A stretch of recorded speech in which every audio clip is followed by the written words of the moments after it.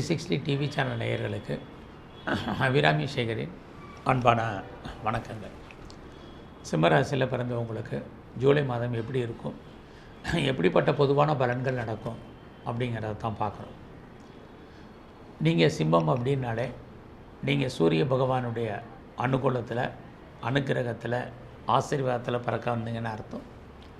அப்படிப்பட்ட சூரிய பகவான் கோச்சாரத்தில் இந்த மாதம் உங்களுடைய ராசிக்கு 11ஆம் இடத்துல சஞ்சரிக்கிறார். 16ஆம் தேதிக்கு அப்புறம் உங்கள் ராசிக்கு 12ஆம் இடத்துக்கு வர்றார். குறிப்பாக இந்த ஜூலை மாதம்னாலே ஆணியும் ஆடியும் கலந்த தமிழ் மாதங்களாக வரும். அப்படி பார்க்குற போது இந்த மாதம் 16ஆம் தேதி வரைக்கும் நீங்கள் என்னெல்லாம் நினைக்கிறீங்களோ அது அத்தனையும் நடப்பதற்கான வாய்ப்பு இருக்குது. குறிப்பாக இந்த ஆணி வரைக்கும் நீங்கள் நல்ல முயற்சி பண்ணுங்கள். நீங்கள் எதெல்லாம் நடக்கணும்னு நினைக்கிறீங்களோ அதெல்லாமே உங்களுக்கு நடக்கும். தைரியம், தன்னம்பிக்கையை விட்டுறாதீங்க. கிரக நிலைகளும் நமக்கு சாதகமாக இருக்கும்போது நம்மளும் ஏதோ ஒரு விதத்தில் எஃபெக்டிவாக இருக்கணும். அப்படி இருந்தால் தான் சக்ஸஸ் பண்ண முடியும்.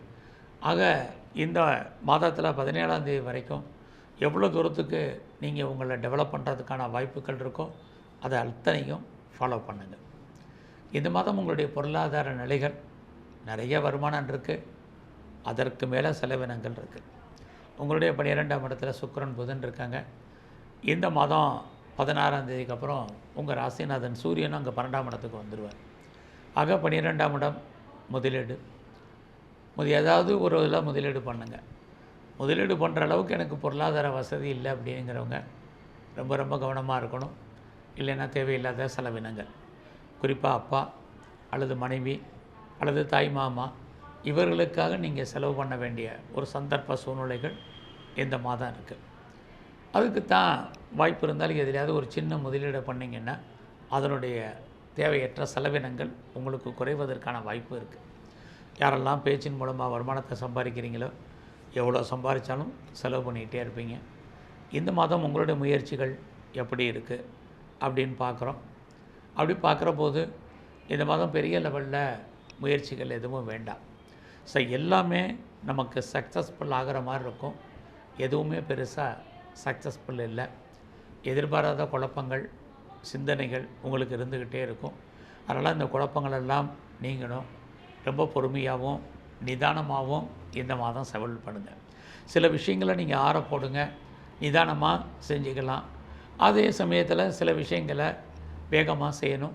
எதை செய்யணும், எதை லேட்டாக பண்ணணும்னு உங்களுக்கே தெரியும். உங்கள் மனசு என்ன சொல்லுதோ அதன் அடிப்படையில் இந்த மாதம் செயல்படுங்க. ஏன்னா இந்த மாதம் ஒரு பக்கம் கிரக நிலைகள் உங்களுக்கு சாதகமாக இருக்குது, இன்னொரு பக்கம் ரொம்பவும் பாதகமாக இருக்குது. ரெண்டுமே கலந்து இருக்கிறதுனால இந்த மாதத்தில் பொறுமை, நிதானம். யாரெல்லாம் நம்பி இருக்கீங்களோ அவர்களால் உங்களுக்கு பெரிய பிரயோஜனம் இல்லை. நம்பிக்கை துரோகம் என்பது இருந்துக்கிட்டே இருக்கும். இதெல்லாம் நீங்கள் முன்கூட்டியே தெரிஞ்சு மனதை தைரியப்படுத்திக்கிங்க. இதுதான் யதார்த்தம், இதுதான் உண்மை.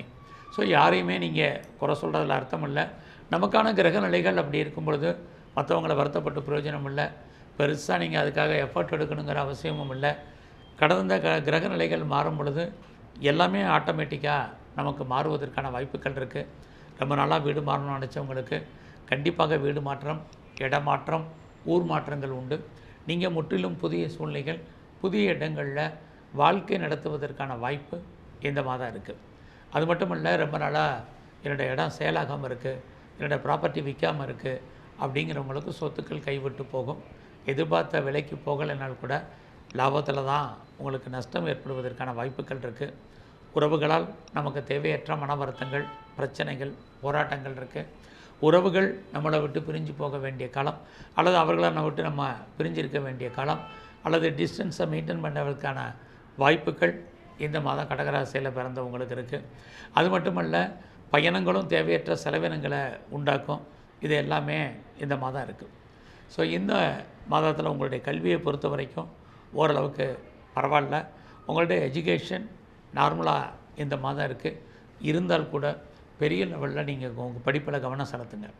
யாரெல்லாம் உற்பத்தி சார்ந்த துறைகளில் இருக்கீங்களோ ப்ரொடக்ஷனுக்கு தந்த சேல்ஸ் இருக்குது, ஆனாலும் லாபம் குறைவாகவே இருக்குது.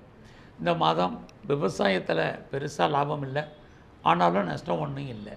இதுதான் யதார்த்தமான விஷயமாக இந்த மாதம் இருக்குது. ஸோ இந்த மாதத்தை பொறுத்த வரைக்கும் நீங்கள் உங்களுடைய தனிப்பட்ட அந்தரங்கமான சொந்த விஷயத்தை யாருக்கிட்டையும் பெரிய லெவலில் பேச வேண்டாம், டிஸ்கஸ் பண்ண வேண்டாம்.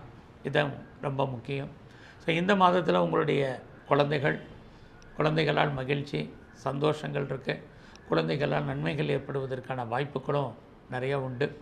ஸோ அதோட இந்த மாதத்தை பொறுத்த வரைக்கும் நீங்கள் எதிர்பாராத தெய்வ தரிசனம், ஆலய தரிசனம் உங்களுக்கு அமையும். பெருசாக நீங்கள் இந்த மாதம் ஷேரில் இன்வெஸ்ட்மெண்ட் பண்ணணும் அப்படிங்கிறவங்க நார்மல் இன்வெஸ்ட்மெண்ட்டே பண்ணுங்கள். ஷேர் மட்டுமல்ல, நீங்கள் ட்ரேடிங் பண்ணுறதா இருந்தால் பண்ணலாம். அதுலேயும் குறிப்பாக டிஜிட்டல் கரன்சி இதை அவாய்ட் பண்ணுங்கள். அதுலேயும் மியூச்சுவல் ஃபண்டில் இன்வெஸ்ட்மெண்ட் பண்ணுறதா இருந்தால் முதலே நான் சொன்னேன் பண்ணுங்கள். இது ஒரு சில விஷயங்கள் உங்களுக்கு சாதகமாக இருப்பதற்கான வாய்ப்புகள் இருக்குது. நான் லாட்டரி டிக்கெட் வாங்கணும்னு ஆசைப்பட்றேன், ரேஸில் இன்வெஸ்ட்மெண்ட் பண்ணணும்னு நினைக்கிறவங்கலாம் நார்மல் இன்வெஸ்ட்மெண்ட்டே பண்ணுங்கள். இதால் இந்த எனி ஸ்பெக்குலேஷன், யூக வணிகங்கள் எதுவாக இருந்தாலும் பார்த்து செய்யுங்க. இந்த மாதத்தில் உங்களுடைய கெரியர் எப்படி இருக்குது, ப்ரொஃபஷன் எப்படி இருக்குதுன்னு பார்க்குறோம். பரவாயில்ல. ஜாப்பை பொறுத்த வரைக்கும் உங்களுக்கு ஒன்றும் பிரச்சனை இல்லை. பெரிய லெவலில் உங்களுடைய வேலையில் முன்னேற்றங்கள் இருக்குது. எவ்வளோக்கு எஃபர்ட் எடுத்து பண்ணுறீங்களோ அந்தளவுக்கு உங்களுடைய ஜாபில், உங்களுடைய ப்ரொஃபஷனில், கெரியரில் நீங்கள் எதிர்பார்த்த முன்னேற்றத்தை கண்டிப்பாக அடைவீங்க. அதற்கான வாய்ப்புகள் இருக்குது. நீங்கள் ஐடியலாக இருப்பதற்கான வாய்ப்புகள் இல்லை.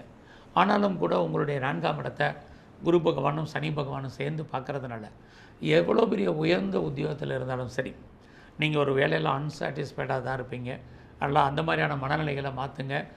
கிடைச்ச வேலையை சாட்டிஸ்ஃபைடாக பண்ணுங்கள். வேலையில் எவ்வளோக்கு எஃபர்ட் எடுக்கிறீங்களோ அவ்வளோக்கு உங்களுக்கு முன்னேற்றம், சம்பாத்தியங்கள், ப்ரொமோஷன், இன்க்ரிமெண்ட்டு இது அத்தனைக்குமே பாசிபிலிட்டிஸ் இருக்குது. ஆக சும்மா இருப்பதற்கான வாய்ப்புகள் இல்லை.